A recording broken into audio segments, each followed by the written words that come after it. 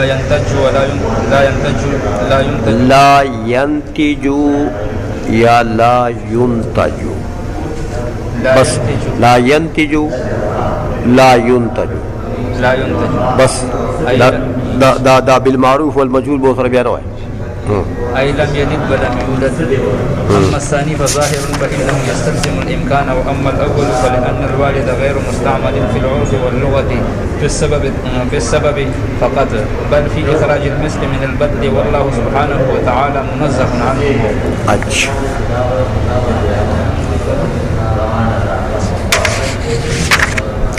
اب یہ علامہ بہاری رحمۃ اللہ علیہ نے گویا کے خطبے میں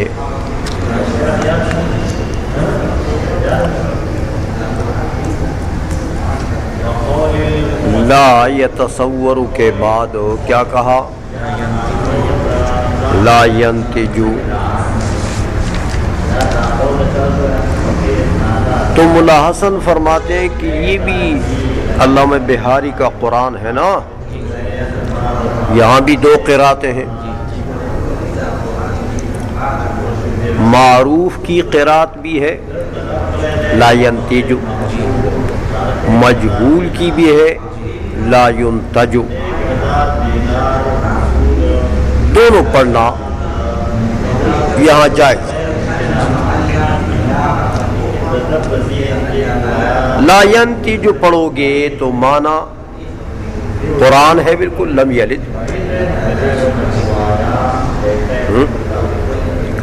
لم یلد وہ بچہ نہیں دیتا،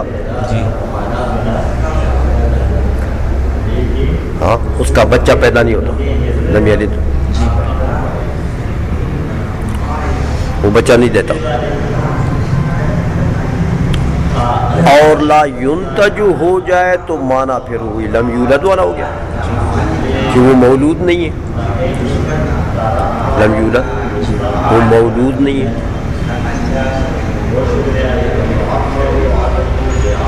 سمجھ آ گئی ہے؟ یہ تو قرآن سے گویا کہ اس کا ترجمہ ہو گیا.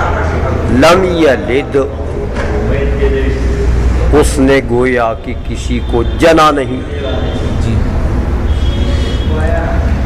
کسی کا والد نہیں ہے وہ. اور لم یولد وہ خود مولود نہیں ہے،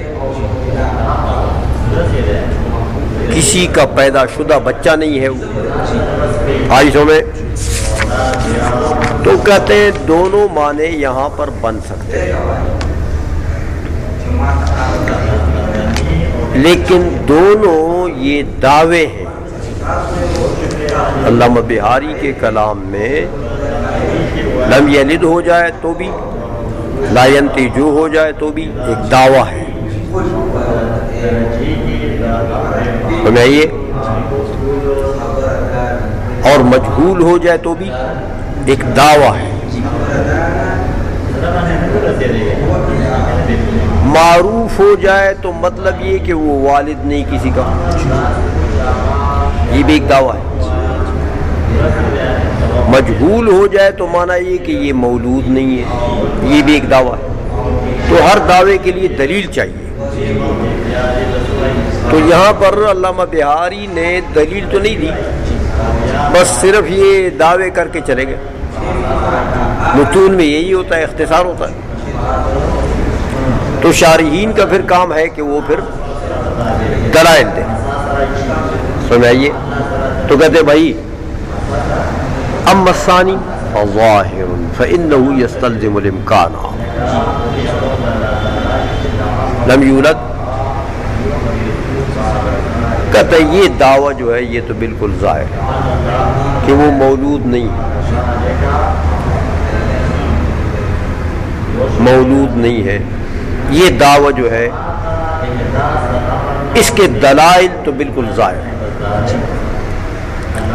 اور وہ اس لیے دیکھو کہ جو مولود ہوتا ہے، مولود ہونا ملزوم ہے اور امکان اس کو لازم ہے.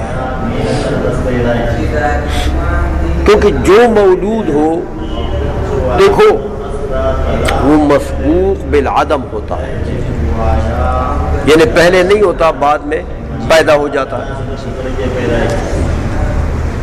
تو جو مسبوق بالعدم ہو وہ کیا چیز ہوتی؟ وہ ممکن. تو ہر ممکن اپنے وجود میں علت کے طرف محتاج، مفتقر. اس لیے ہر ممکن حادث، کیونکہ افتقار جو آ گیا، احتیاج آ گیا، تو اپنے وجود میں ممکن اس لیے حادث ہے کہ وہ اپنے وجود میں علت کی طرف ہو محتاج ہے، اور جو محتاج ہو وہ کیا ہوتا ہے؟ حادث. تو وہ تو ممکن، تو پھر یہ تو ممکن لازم آ گیا، حالانکہ ہم نے فرض کیا تھا کہ باری تعالیٰ واجب ہے. ہاں تو یہ لازم آ گیا، تو یہ لازم تو باطل ہے کہ باری تعالیٰ ممکن ہو جائے، تو ملزوم بھی باطل ہے. تو یہ ملزوم کیا تھا؟ کہ یہ مولود ہو جائے، تو اس کا مولود ہونا باطل. تو کہتے ہیں یہ تو ٹھیک ہے، اگر مولود نہیں ہے، مولودیت کا سلب کیا جائے تو بالکل بات ظاہر ہے، اس لیے کہ فظاہر فإنه يستلزم الامکان. اچھا باقی پہلا دعویٰ ہے وَأَمَّا الْأَوَّلُ کہ لم یلد لا ينتج، ہاں وہ بچہ نہیں دیتا، کسی کا والد نہیں ہے. لم یلد لا ينتج. کہتے ہیں اصل بات یہ ہے، یہ دعویٰ جو ہے نا اس کی والدیت بھی باطل ہے. والدیت بھی کہ وہ کسی کا والد بن جائے، اس پر کیا دلیل ہے؟ کہتے دیکھو فَلِأَنَّ الْوَالِدَ غَيْرُ مُسْتَعْمَلٍ فِي الْعُرْفِ وَاللُّغَةِ فِي السَّبَبِ فَقَط. ذرا نام مانا تو والد کا سمجھو کہ والد کہتے کس کو ہے. کہتے عرف میں اور لغت میں والد کا جو لفظ ہے یہ علت کے اوپر نہیں آتا. سمجھائیے کہ والد جو ہے وہ کسی بھی سبب کے اوپر، آپ سبب ولادت کے اوپر آپ اطلاق کر دیں کہ جو کسی چیز کے ولادت کے لیے سبب بنے اس کو والد کہیں، یہ نہ عرف میں ہے، نہ عرف میں ایسا ہوتا ہے. ورنہ دیکھو بچے کی ولادت کے لیے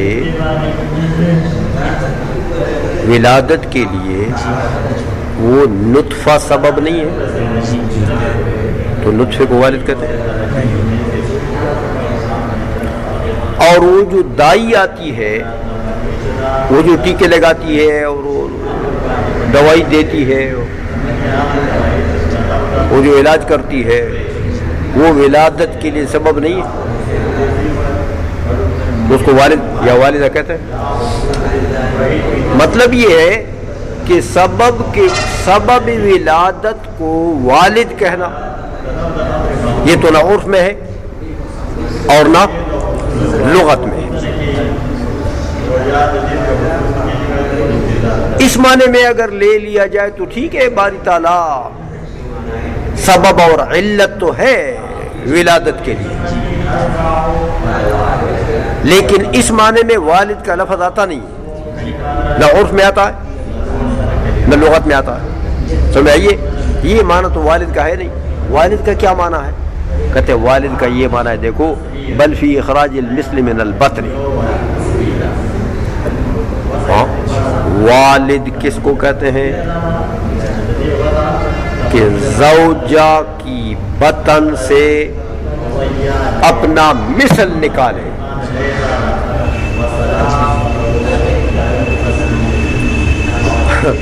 زوجہ کی بطن سے اپنی مثل چیز نکالے. سمجھ میں آ گئی ہے؟ اس کو کہتے ہیں والد. دیکھو مثل ہو تو مطلب یہ کہ وہ جو مولود ہے نا، مولود ہو وہ مثل ہے کس کا؟ والد کا. کس بات میں مثل ہے؟ دیکھو یا تو وہ نوع میں مثل ہوگا، نوع میں، جیسے انسان کا بچہ انسان ہے، بقر کا بچہ بقر ہے. سمجھئے؟ تو مطلب یہ کہ دونوں کی نوع ایک ہے. دونوں کے لیے جو نوع ہے وہ ہر ایک کے لیے وہی نوع ہے. اور کبھی ایسا ہوگا کہ جن سے قریب میں مثلیت ہوگی، نوع میں نہیں ہوگی، جن سے قریب میں مثلیت ہوگی. جیسے دیکھو آپ حمار کو اٹھا کر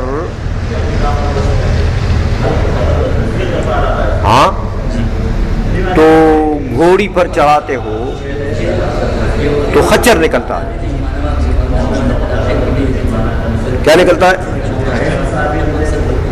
حمار جب چڑھ جاتا ہے گھوڑی پر تو حمار نکلتا ہے؟ حمار تو نہیں نکلتا. اگر حمار نکلتا تو نو دونوں کا ایک ہوتا، وہ بھی حمار یہ بھی حمار. لیکن وہاں تو حمار نہیں نکلتا، وہاں تو خچر نکلتا. تو خچر جو ہے وہ تو اس کے ساتھ نو میں شریک نہیں ہے، البتہ جن سے قریب میں شریک ہے. کہ حیوان وہ بھی ہے، حیوان یہ بھی ہے، تو پھر بھی مماثلت ہو گئی ہے، مثلیت ہو گئی ہے. اور کبھی جن سے بعید میں مثلیت ہو، جن سے وہ کسی حجر وجر، کسی جسم مطلق میں. جیسے دیکھو صالح علیہ السلام کی اونٹنی جو تھی وہ ایک بہت بڑے پتھر سے نکلی، حجر سے نکلی. سمجھائیے؟ تو مولود تو ہو گئی تھی وہ اونٹنی، لیکن اس پتھر کو اس کے لیے والد کہہ سکتے ہو؟ بئی مانا کہ وہ اس کے ہم نو ہے، نو تو ایک نہیں ہے. یا اس کا جن سے قریب ہے؟ نہیں. ہاں جن سے بعید میں مماثلت، وہ کیا ہے؟ ہاں جسم مطلق. تو اس معنی میں کہہ سکتے ہیں. آئی سمجھ میں؟ تو مطلب یہ ہے کہ والد و مولود کے درمیان میں مماثلت ہوتی ہے، ایک. دوسرا یہ کہ اکثر و بیشتر یہ دوسرے تو نادر واقعات ہیں نا جو میں نے آپ کو بتایا کہ خچر نکلتا ہے، یہ بھی نادر ہے، کبھی کبھی ایسا ہوتا ہے. تو یا اسی طرح صالح علیہ السلام کی اونٹنی تو وہ تو تھا ہی معجزہ، وہ تو ہے ہی نادر واقعہ. تو یہ نوادر کا اعتبار نہیں ہوتا، اعتبار ہوتا ہے کس کا؟ عادی چیزوں کا، جو عادت مستمرہ ہوتی ہے. تو عادت مستمرہ کیسے جاری ہے؟ کہ مثلیت ہوگی نو میں. مثلیت ہوتی ہے، انسان کا بچہ انسان ہوتا، بقر کا بقر ہے، فرس کا فرس ہے، حمار کا حمار ہے، وغیرہ وغیرہ. تو یہ نو میں جو مماثلت ہے اس کے یہ عادت مستمرہ ہے. تو احکام جاری ہوتے ہیں اس پر، نوادر پر نہیں. ایک تو والد و مولود کے درمیان میں یہ مماثلت فی نو ہونی چاہیے، آئی میں. دوسرا یہ کہ والد اس کو کہتے ہیں کہ بھائی زوجہ یعنی وہ جو مادہ ہے وہ جو مؤنث ہے اس مؤنث کے بطن سے ہم مثل یعنی ہم نو نکالیں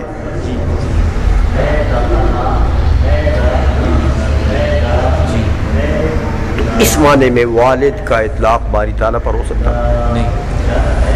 دیکھو ایک تو باری تعالیٰ کا مثل جو ہے وہ محال ہے، سمجھائیے کہ وہ اپنا مثل پیدا کرے، جیسے شریک الباری ممتنع ہے، باری تعالیٰ کا مثل بھی وہی شریک الباری ہے، وہ ممتنع ہے، سمجھ میں آئیے۔ دوسرا یہ کہ بھائی وہ جو مادہ ہے اس کے لیے پیٹ چاہیے اس کے بطن سے، تو باری تعالیٰ مثل سے بھی منزہ ہے اور بطن سے بھی منزہ، اس لیے کہتے ہیں واللہ سبحانہ وتعالی منزہ عنہما، باری تعالیٰ مثل اور بطن دونوں سے منزہ ہے، اس لیے وہ والد بھی نہیں ہو سکتے، والد بھی، تو والد کا اطلاق بھی تو یہ جو قراءت تھی اس میں کہ لا ينتجو وہ بھی ٹھیک ہو گئی، مدلل ہو گئی کہ باری تعالیٰ کسی کا والد ہو نہیں ہے، وہ بچہ نہیں جنتا ہے۔ تو مطلب یہ ہے کہ دو قراتیں تھی اس میں، یعنی دو ضبطیں تھی اس میں، اور ہر ضبط ایک دعویٰ ہے، اور اس دعوے پر شارح نے دلیل دے دی۔ چلو ولا يتغير ہاں بالکل، یہود و نصارہ جو کہتے ہیں کہ وقالت الیہود عزیر ابن اللہ، تو ابن تو مثل ہوا تھا، ولا يتغير تو یہ سب اس کا رد ہے۔ ولا يتغير لا في ذاته وهو ظاهر من معنى الوجوب الذاتي ولا في صفاته، فإنه قد تقرر في موضعه أن صفاته منتجب لذاته تعالى، ولا نطيل الكلام بذكر الدلائل موردة في مقامه۔ اب علامہ بہاری رحمۃ اللہ علیہ نے خطبے میں یہ بھی بات کی کہ ولا يتغیر، لا ينتجو ولا يتغیر، باری تعالی متغیر بھی نہیں ہوتا، باری تعالی پر تغیر بھی طاری نہیں ہوتا۔ اب تغیر کی دو قسمیں ہیں، ایک وہ تغیر جو ذات سے تعلق رکھے، کہ ذات متغیر ہو جائے، ایک وہ تغیر جو صفات سے متعلق ہے کہ صفات میں تغیر آ جائے۔ دیکھو بھائی، شارح کہتے ہیں علامہ مولا حسن رحمۃ اللہ علیہ کہ یہاں یہ تغیر کا سلب ہے، لا یتغیر، یہ مطلق التغیر پر وارد ہے، یعنی دونوں قسمین جو ہے وہ اس کے نیچے آتے ہیں، دونوں اس کے افراد ہیں، فرمائیے۔ تو اس لیے دونوں تغیروں کا یہاں پر، دونوں افراد کا یہاں سلب ہے، دونوں افراد کا تغیر ذاتی کا بھی سلب ہے کہ باری تعالیٰ پر تغیر ذاتی بھی نہیں آتا، تغیر صفاتی کا بھی سلب ہے، تو گویا کہ یہ پھر یہاں دو دعوے ہو گئے،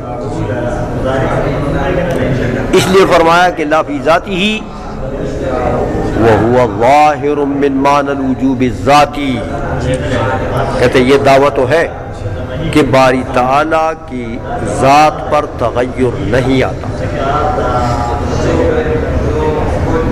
تغیر نہیں آتا، کہتے ظاہر بات ہے کہ جب باری تعالیٰ کو ہم واجب مانتے ہیں، واجب،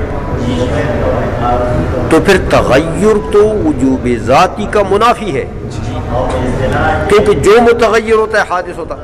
پڑھا تم نے کل متغیر حادث، تو جو متغیر ہے حادث ہے، تو جو حادث ہے وہ واجب ہوتا ہے؟ حدوث تو وجوب کے منافی ہے، کیونکہ جو حادث ہے وہ ممکن ہے۔ سمجھائیے، تو جب ممکن ہے تو وہ تو باری تعالیٰ کو تو ہم ممکن نہیں مانتے، اس لیے کہتے ہیں کہ بھائی لا یتغیر فی ذات جو ہے یہ دعویٰ تو ٹھیک ہے، اس کے دلائل تو بالکل ظاہر ہے، کیونکہ ہم باری تعالیٰ کو واجب بذات مانتے ہیں۔ تو اگر تغیر مانتے ہو تو تغیر جو ہے یہ تو اس کو ممکن بنا دے گا، تو لازم تو باطل ہے، تو فل ملزوم آئی سمجھ میں، تو تغیر بھی باطل ہو گیا۔ اب یہ ذرا سمجھیں کہ تغیر فی الذات کہتے کس کو ہے؟ تغیر فی الذات، دیکھو تغیر فی الذات اس کو کہتے ہیں ذات الشیء، حقیقت الشیء، ماہیت الشیء، نفس الشیء۔ سمجھائیے،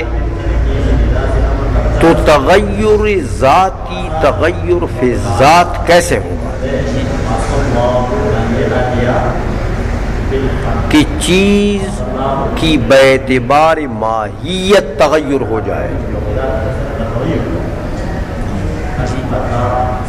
باعتبار ماہیت ہو۔ اچھا، باعتبار ماہیت کے تغیر کی ایک صورت یہ ہے کہ اس کی ماہیت چینج ہو جائے، اس کی ماہیت تبدیل ہو جائے۔ جیسے انسان کی ماہیت حیوان ناطق ہے نا، تو یہ ماہیت بدل جائے، انسان کی یہ ماہیت بدل جائے، اب اس کی ماہیت کوئی اور چیز ہو جائے۔ ایک تغیر فی الذات یعنی تغیر فی الماہیت یہ ہے، تو وہ تو ظاہر بات ہے، آپ جانتے ہیں کہ کسی چیز کی ماہیت کا چینج ہونا یہ باطل ہے،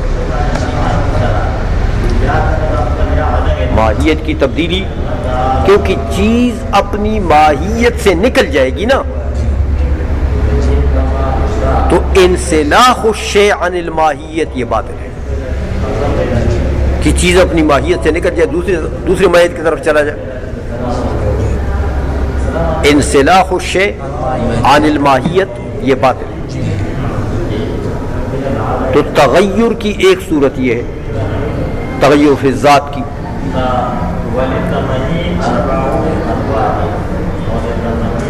عموماً یہ معنی مراد دیا جاتا ہے تغیر فی الذات سے کہ اس کی ماہیت تبدیل ہو جائے، پہلے ایک اور ماہیت تھی، اب اس کی ماہیت اور ہو جائے۔ آئی سمجھ میں؟ ایک صورت یہ بھی بتاتے ہیں کہ ماہیت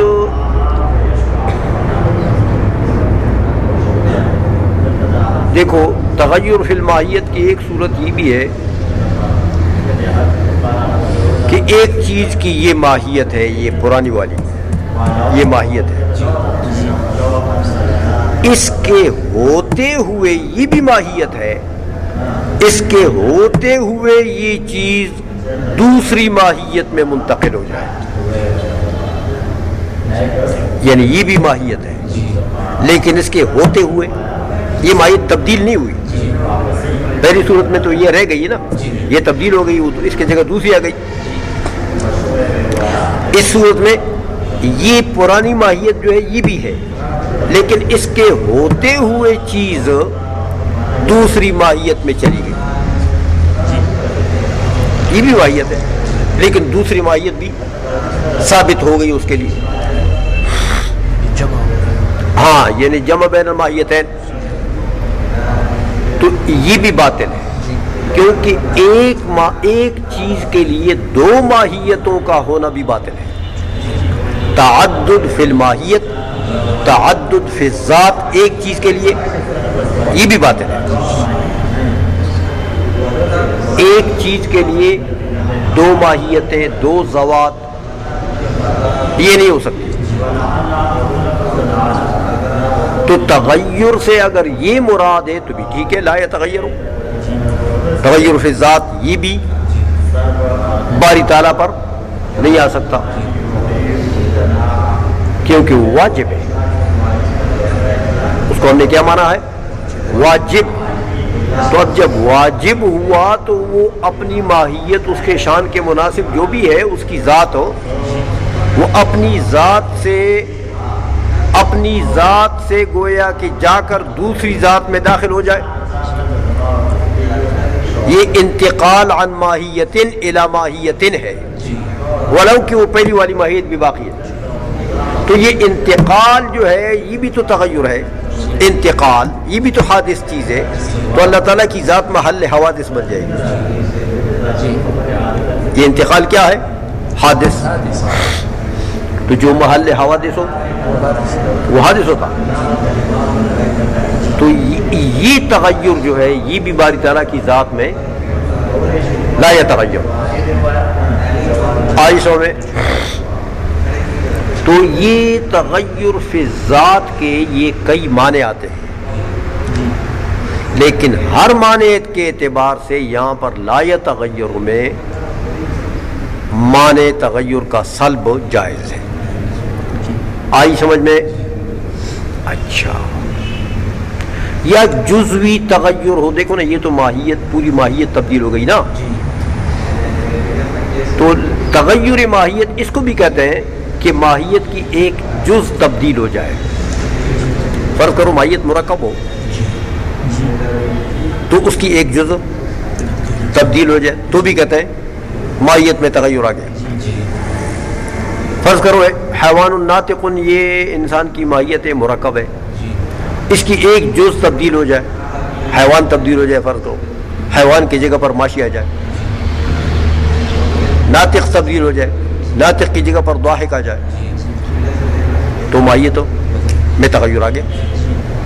تو یہ لا یتغیر اس قسم کی ماہیت کو بھی، کیونکہ باری تعالیٰ کی ماہیت تو مرکب نہیں ہے، وہ پڑھ چکے ہو لا حد میں، تو وہاں تو اجزاء ہی نہیں ہے.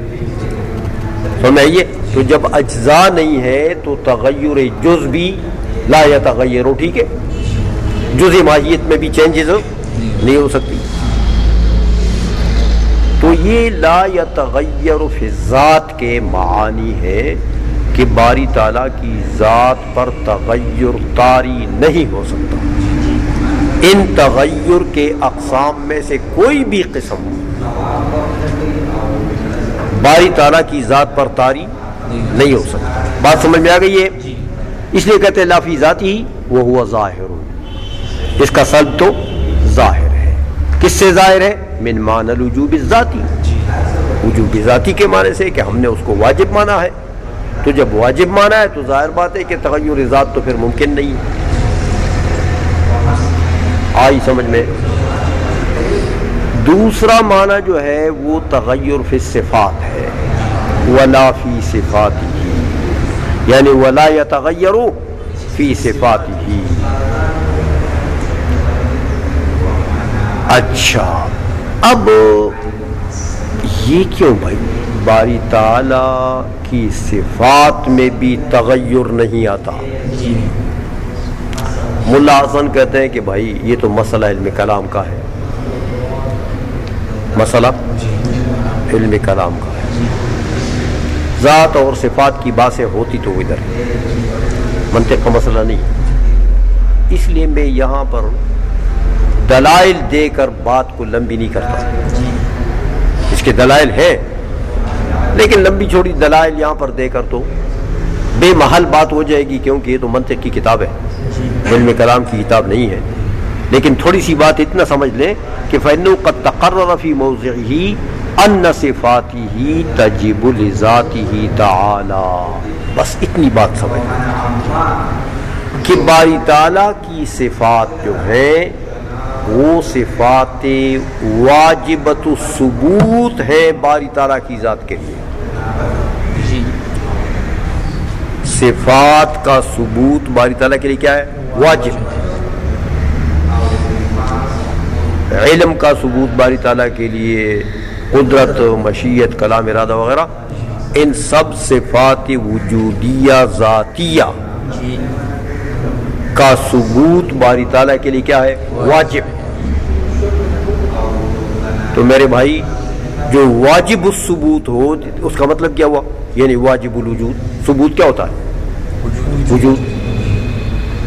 تو وہ صفات بھی واجبہ ہو گئی ہے، واجب الوجود ہو گئی ہے. تو ابھی میں نے بتایا آپ کو کہ وجوب ذاتی تو منافی ہے کس کا؟ تغیر کا. آئی سمجھے؟ تو بس وہی بات ہے کہ اس کی صفات بھی واجب ہے اور وجوب تغیر کا منافی ہے، لہذا لا یتغیر. علامہ بہاری کا کہنا ٹھیک ہے. البتہ کہتے ہیں کہ وَلَا نُطِيلُ الْكَلَامَ بِذِكْرِ الدَّلَائِلِ الْمُورَدَةِ فِي مَقَامِهِ. ہاں، اس مقصود کے اوپر جو دلائل وارد کیے گئے ہیں فی مقامہ. مقام کون سا ہے؟ علم کلام. وہاں دلائل اس کے موجود ہیں، لیکن یہاں کہتے ہیں میں کلام کو لمبا نہیں کرتا کہ یہ کتاب علم کلام کی تو ہے نہیں، تو اس لیے میں نے اشارہ کر دیا سمجھانے کے لیے کہ یہ صفات باری تعالیٰ جو ہیں یہ بھی واجب الثبوت ہیں باری تعالیٰ کی ذات کے لیے. اور پھر جب آپ پہلے پڑھ چکے ہیں کہ باری تعالیٰ کی صفات عین ذات ہے، تو جب عین ذات ہے تو لا یتغیر فی ذاتی و صفاتی کا معنی تو ایک ہی ہو گیا. صفات بھی تو عین ذات ہے، تو ذات بھی عین ذات ہے. تو تغیر ذات سے منتفی ہے تو صفات سے بھی منتفی ہے. آئی سمجھ میں کہ نہیں آئی؟ آگے پڑھو گے؟ بس ہے.